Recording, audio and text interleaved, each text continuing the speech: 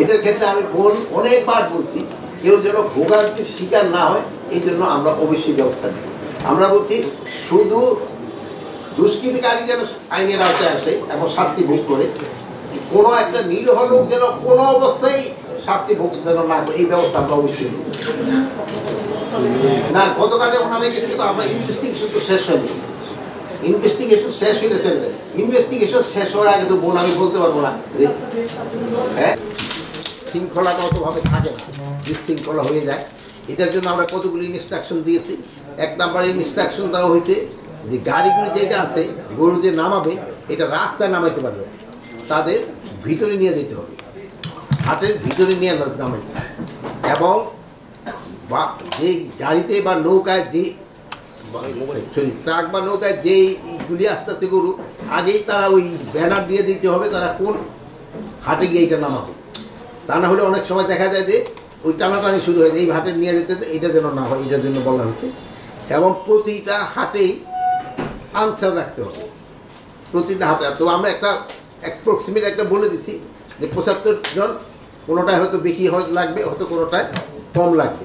এইটার জন্য আমরা এই নিরাপত্তা প্লাস ওখানে গরুর ডাক্তারও থাকতে হবে, যেহেতু অনেক সময় অসুস্থ গরু ধরে যেন বিক্রি না হয়। প্লাস অনেক সময় আছে যে গরুর আঘাতেও কিন্তু অনেক সময় লোকজন আহত হয়, এই জন্য একটু ফার্স্ট এডেরও ব্যবস্থা রাখতে হবে। আর একটা হলো ভালো খবর হলো আমরা তাদের অনুরোধ করছি যে এখন তো 5% করে হাসিল নেয়, 100 টাকায় 5 টাকা। আগামী বছর থেকে যেন এটা 100 টাকায় 5 টাকা না, 4 টাকায় করে নেয়, 1 টাকা করে কমানোর জন্য। বাট এবার আমরা কমাইতে পারলাম না এই জন্য যেহেতু অলরেডি টেন্ডার হয়ে গেছে, যেহেতু টেন্ডার হয়ে গেছে এখন তো আর আমাদের পক্ষে করা সম্ভব না। বাট আমরা এইটা সেই লোকাল গভর্নমেন্টের আমরা অনুরোধ করছি, হয়তো তারা আগামী বছর থেকে এটা কার্যকরী করবে।